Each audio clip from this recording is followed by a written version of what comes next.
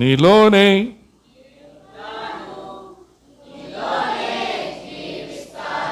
నిజమా?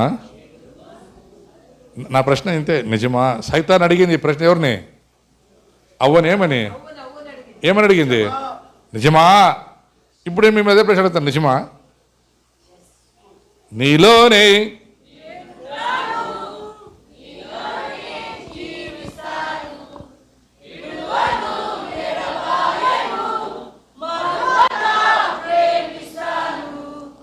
ఓ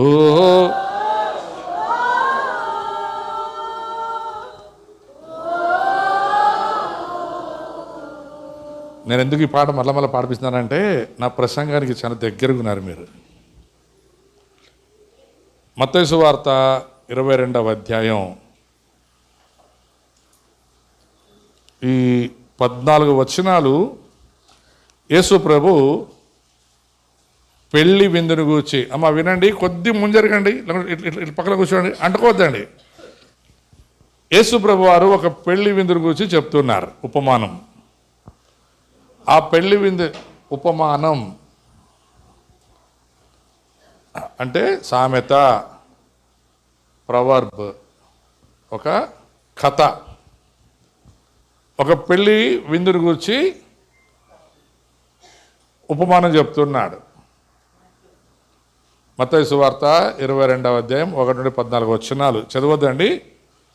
ఈ ఉపమానం చెప్తూ ఆయన ఒక మాట అంటాడు, అమ్మా వినండి, నేను చెప్పే మాటలు మీరు వింటే బ్రతుకుతారు, లేకపోతే సస్తారు. బ్రతికి ఉన్నామన్న పేరు మాత్రమే ఉన్నారు చాలామంది, చచ్చిపోయారు ఆత్మలో. చర్చికి వస్తున్నాం, పాటలు పాడుతున్నాం, ఏదో కొద్దిగా నాటకం.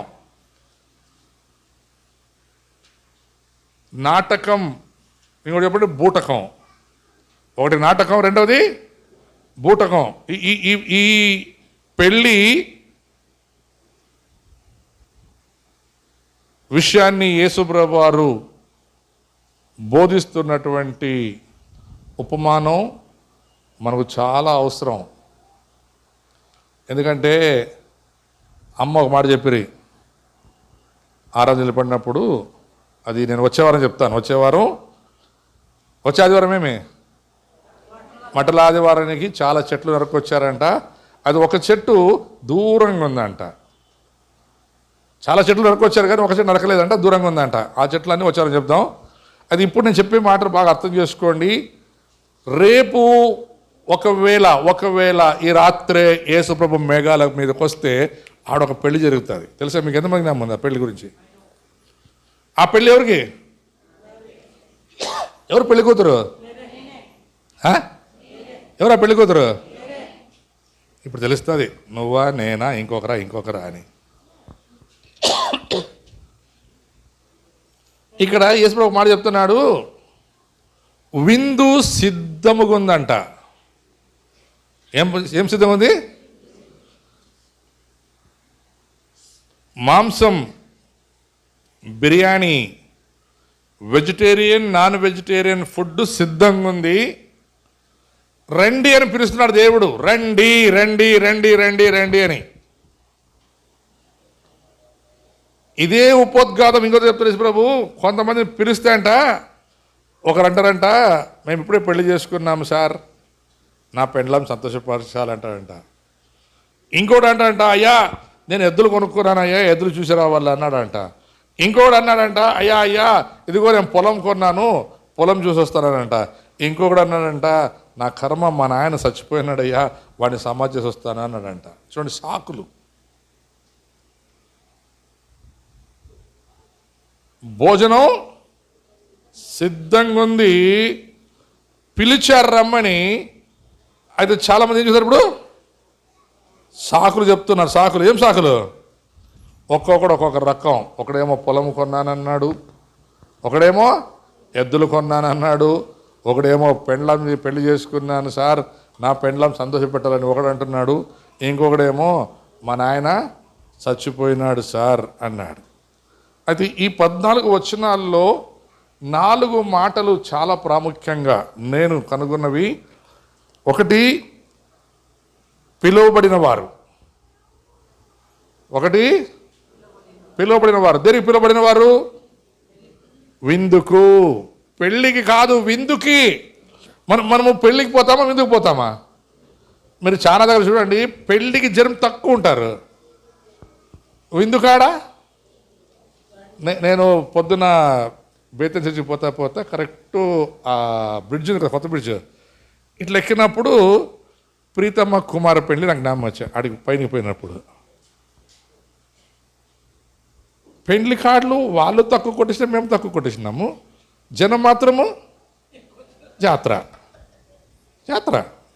నేను కూడా చెప్తాను, ఏం జనం సార్ మీ జనం. ఆ భద్రత అన్నారు, సార్ ನಾವು ಮದುವೆ ಬಂದಿದ್ದೀವಿ, ಜಾತ್ರೆ ಸಾರ್ ಅಲ್ಲಿ ಯಾರು తింటారో ಗೊತ್ತಿಲ್ಲ, ಯಾರು ಹೋಗ್ತಾరో ಗೊತ್ತಿಲ್ಲ. నిజమే.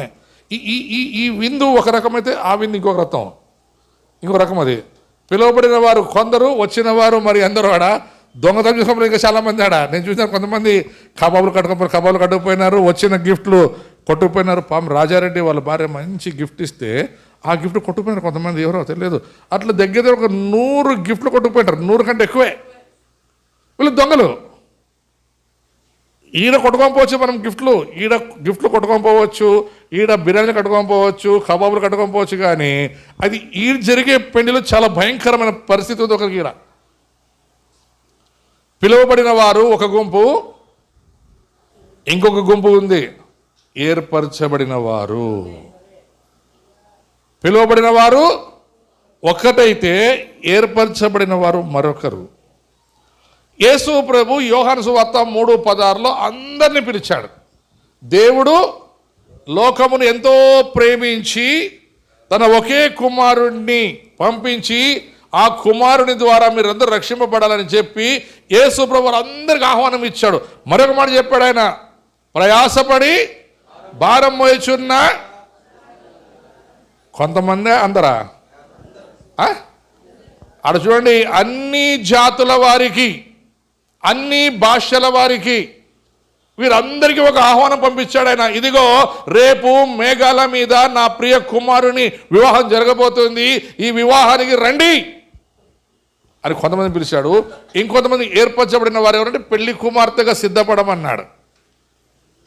మనందరూ తెలుసు, ఎస్తేరు గ్రంథంలో వస్తే తర్వాత ఎస్తేరు రాణి పెళ్లి కుమార్తె అవడానికి చాలామంది వచ్చారు ఆ రాజుని చేసుకోవడానికి. టైం ఇచ్చారు వాళ్ళకి, మిమ్మల్ని మీరు సిద్ధపరచుకోండి అన్నాడు. చూడండి, పిలుపు అందరికీ, అది ఏర్పరచబడిన రాణి ఒకటే ఎస్తేరు. చాలామంది వచ్చారు. నేను చెప్తాను తెలుసా, రేపు ఎత్తబడే సంఘం ఒకటే. అన్ని సంఘాలు ఉన్నాయి భూమి మీద. మన బారూకు చర్చిలే ఒక 7 ఉంటాయి. దాంట్లో ఒకటి బేతేని సపరేట్గా ఉంది. ఇప్పుడు అన్ని బారూకు బేతేని ఒకటే పక్కన ఉంది.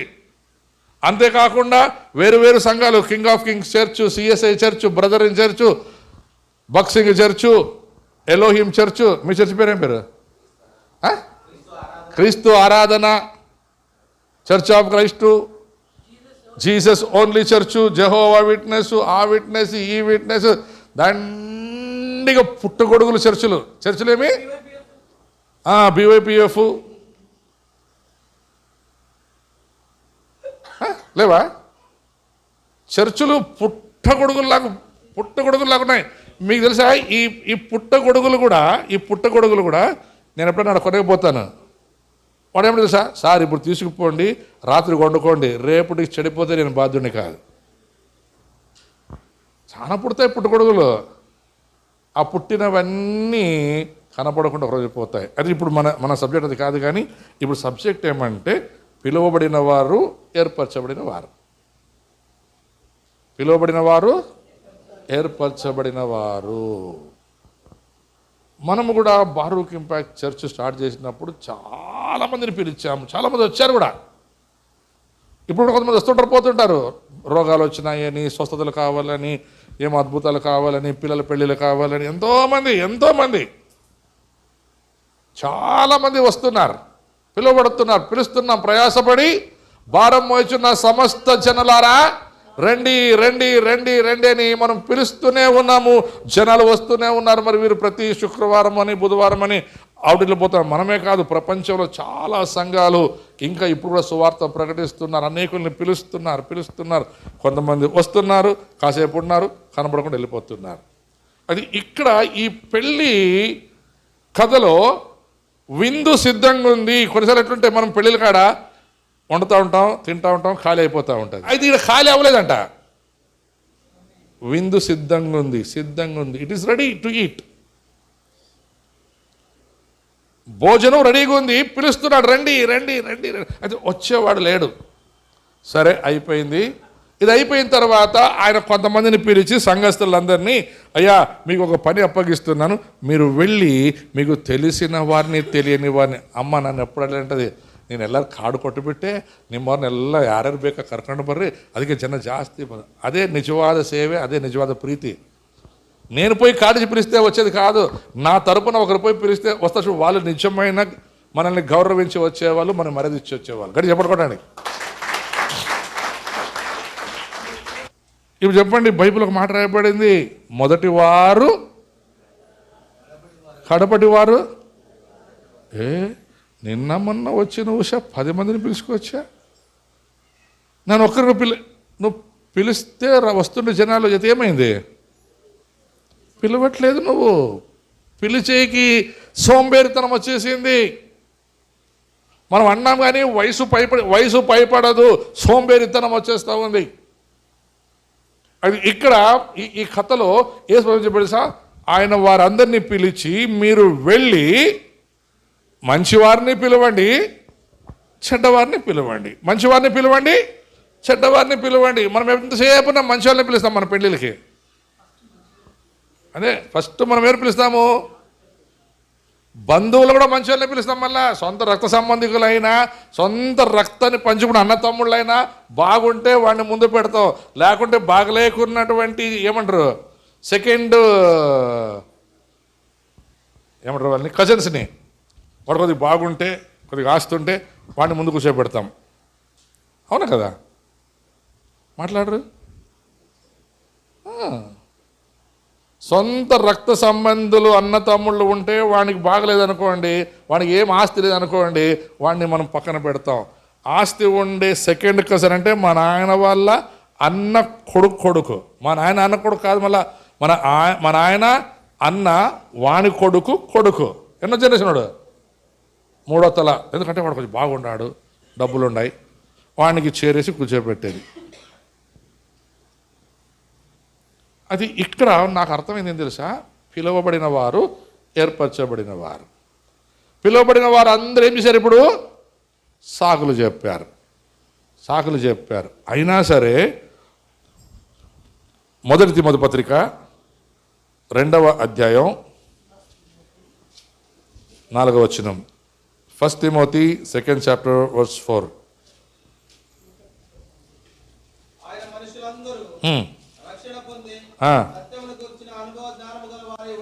చూడండి, అందరూ ఏమవ్వాలంట? అందరూ రక్షణ పొందాలి. అందరూ, భూమి మీద ఉన్న ప్రతి జాతి వారు, తెల్లవాడేమి, నల్లవాడేమి, ఎర్రవాడేమి, ఎవడైనా సరే, దేవుని పిలుపు అందరికీ ఒకటే. మనము పిలిచే పిలుపులు కొన్నిసార్లు మనం పెళ్ళిళ్ళు కూడా కొన్ని పిలుపులు ఎక్కువ తక్కువ ఉంటాయి. బాగుండేవాడిని కొంచెం ఘనత గౌరవం. నేను కొన్నిసార్లు చూస్తాను, కొంతమంది వెడ్డింగ్ కార్డులకి ఇచ్చేపోయేటప్పుడు కొంతమందికి వెడ్డింగ్ కార్డుతో పాటు గిన్నెలు తీసుకుపోతారు. తెలుసా మీకు? స్టీల్ గిన్నెలు, వెండి గిన్నెలు, ఇంకొంతమంది పండ్లు, వాళ్ళ సాంప్రదాయాలు అవి తీసుకుపోయిస్తారు. ఇంకొంతమంది ఎట్లా అంటే పెండ్లికి పిలిచేటప్పుడు కొంతమందికి ఆ పెండ్లి కార్డుతో పాటు బట్టలు పెట్టిస్తారు లేదా? అంటే మనం పిలిచేవారు దీనికి తగి ఉండాలి. వాళ్ళు వెండి గిన్నెకి తగినోడు ఒకడు, స్టీల్ గిన్నెకి తగినోడు ఒకడు, ఈ పండ్లకు తగినోడు ఒకడు, బట్టలు తగినోడు ఒకడు. ఒకనికి ఏముండదు, ఉత్త కాడిచ్చి, నా బిడ్డ పెండ్లు ఉంది రామలా, రాకుండా పోయో, వచ్చి బూతిని పో. ఎట్లుంది ఇది? చీప్ అనమాట ఇల్లు. ఇంకొంతమంది ఇంటికి పోయి, అన్నా నమస్కారం అన్నా, నా బిడ్డ పెండ్లేనా, తీసుకోనా, డేటు ఇప్పుడే బ్లాక్ చేసుకోనా, మర్చిపోద్దన్నా, దయచేసి రానా. మీ రాకే మా పిల్లలకు ఆశీర్వాదం. మా పిల్లలకు మీరు రాకే ఆశీర్వాదం. చూడండి, 2 రకాల పిలుపు ఉంది ఈడ. అది యేసు ప్రభు అలాగ పిలవలేదు. ఆయన అందరినీ, ధనికులనైనా పేదవారినైనా మధ్యవర్తులైనా అందరిని ఒకటే ఒక పిలుపు పిలిచాడు. ఏమని? ప్రయాసపడి భారము మోయుచున్న సమస్త జనులారా నా యొద్దకు రండి, ఎందుకంటే మీరందరూ రక్షించబడాలి అన్నదే నా ఉద్దేశం. అన్ని జాతుల వారు, అన్ని భాషల వారు రక్షించబడాలి అన్నదే నా ఉద్దేశం. ఎందుకంటే రేపు నేను మేఘాల మీద రాబోతున్నాను. రేపు అక్కడ పెళ్లి జరగబోతుంది. ఆ పెళ్లికి పిలువబడిన వారు, అక్కడ కూడా రాయబడింది అన్నమాట, ప్రకటనలో ఉంటుంది అన్నమాట, పెళ్లికి పిలువబడిన స్నేహితులు మరి పెద్దలు ఉంటారంట. పెళ్లి కుమార్తె మాత్రమే కాదు, పెళ్లికి పిలువబడిన పెద్దలు ఉంటారు, స్నేహితులు ఉంటారు, బంధువులు ఉంటారు. ఆడ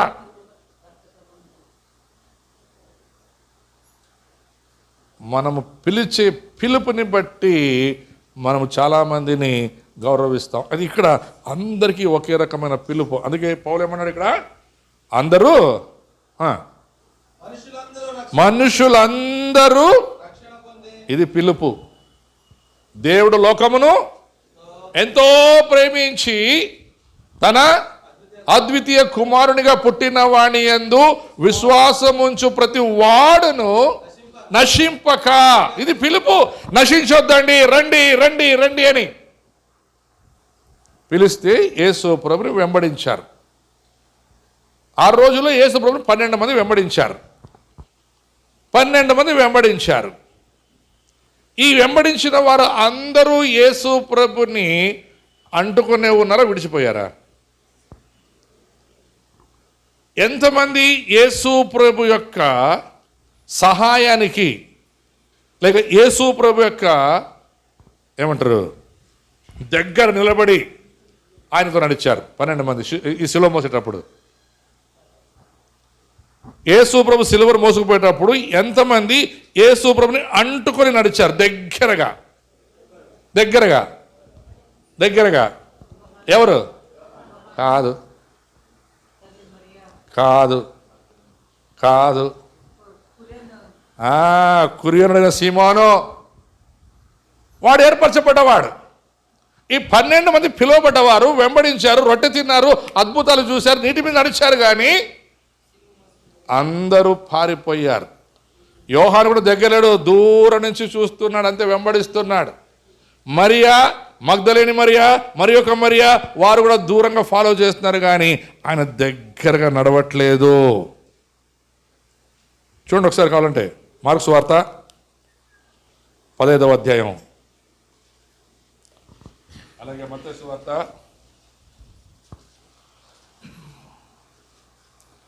ఫస్ట్ మార్క్స్ వార్త 16వ అధ్యాయం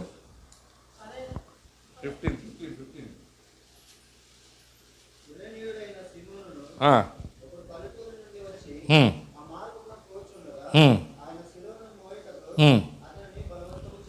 అతనిని దేనికి ఏర్పరచబడ్డాడు? చూశారా? వాడు శిష్యులేమో పిలువబడ్డారు, రండి ఫాలో మీ.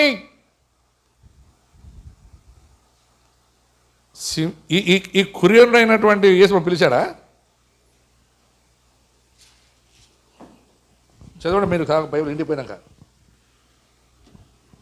వాడికి పిలుపు లేదు, కానీ వాడికి ఏర్పాటు ఉంది, ఏర్పరచబడ్డాడు వాడు. చాలామందికి పిలుపున్న ఏర్పాటు ఉండదు, ఏర్పరచబడరు. అయితే వీడు, ఒకసారి ఆలోచించండి, రోడ్లో పోయేవాడు, మన భాషలో చెప్పాలంటే రోడ్డులో ఏమంటారు? రోడ్లో పోయే దాసయ్య, లేకుంటే దానయ్య ఏమంటారు కదా, దారిని పోయే, మీరు దానే అంటారు, మా భాషలో కడప భాషలో దాసి అంటారు. రోడ్డున పోయే దాసరి, మీ దాసయ్య ఏమో మీ భాషలు.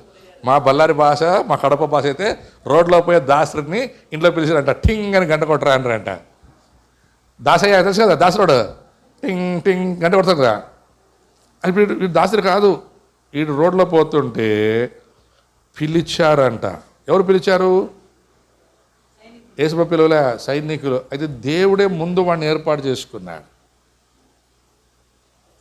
దేవుడే భూమి పునాదులు వేయబడక మునుపే ఆ కురియను వాడినటువంటి సీమోనును ఏర్పాటు చేసుకున్నాడు. పిలువబడిన వారు అనేకులు. అందుకే మత్తయి సువార్త 22వ అధ్యాయము 14వ వచనం ఒకసారి చదవండి. 14వ వచనం 22:14.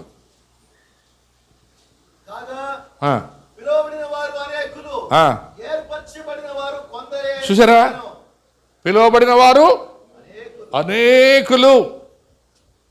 5 రొట్టెలు 2 చేపలు తిన్న వాళ్ళు ఎంతమంది? 5,000 మంది పురుషులు. మళ్ళీ ఆడవాళ్ళు ఎంతమంది ఉంటాడా? రాయలేదు. పిల్లలు, యవనస్తులు, ముసలోళ్ళు అంటే లెక్కలు మంది తిన్నారు. 7 రొట్టెలు 4 చేపలు, 3,000 మంది పురుషులు. ఆడ కూడా 4,000 మంది పురుషులు. ఎంతమంది తిన్నారు అది రాసింది ఆడ పురుషులని. మరి ఆడ ఆడవాళ్ళు రాయబడలేదు. స్వస్థ పొందుకున్న వాళ్ళు, విడుదల పొందుకున్న వాళ్ళు. మొన్న నేను అమ్మ ప్రీతి ఒకటి డిస్కస్ చేస్తుంటే బైబిల్లో చనిపోయి లేచిన వాళ్ళు ఎంతమంది అని. అటు లేచి ప్రభు లేపిన వాళ్ళు ఎంతమందో. కొంతమంది రాసిన బైబిల్ అంతే. ఎంతమంది లేచినారో చచ్చిపోయిన వాళ్ళు. చచ్చిపోయిన వాళ్ళు ఎంతోమంది లేచినారు, ఆయన వెంబడించినారు. తర్వాత ఏమైనారు ఎవరు తెలియదు. అందుకే అంటాడు పిలువబడిన వారు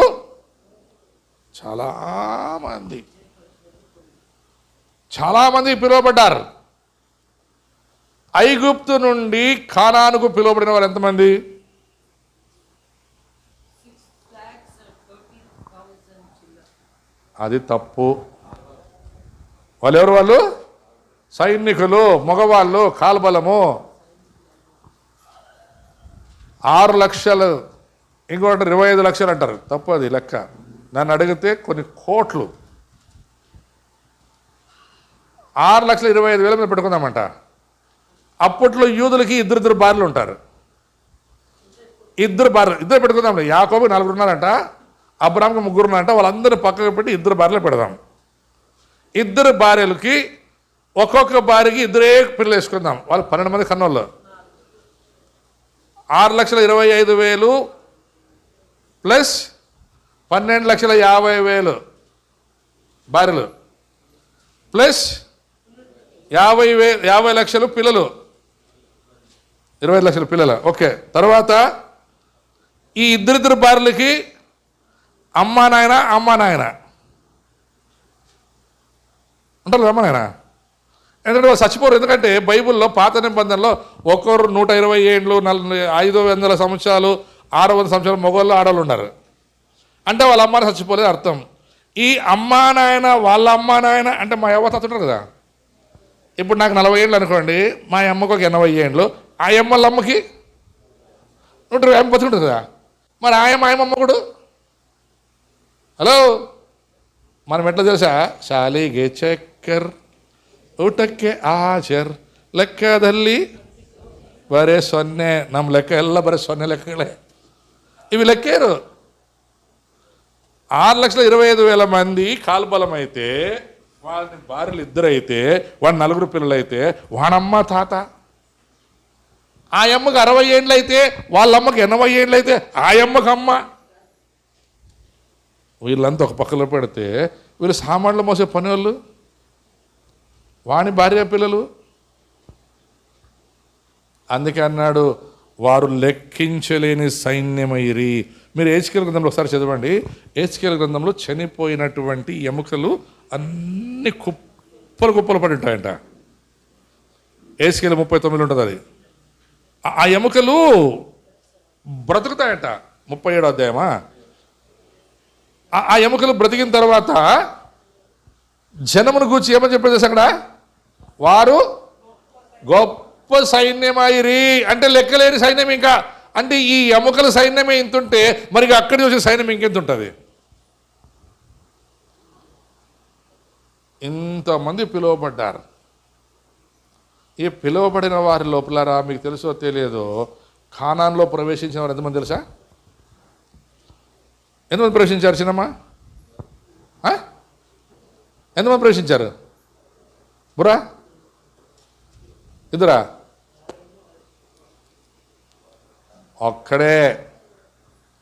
ఒక్కడే యెహోషువ. కాలేబు మధ్యలో పుట్టినాడు. అక్కడి నుంచి బయలుదేరిన వారిలో కానాను దేశంలో ప్రవేశించిన వాడు ఒక్కడే యెహోషువ. రేపు ఇదే జరిగేది.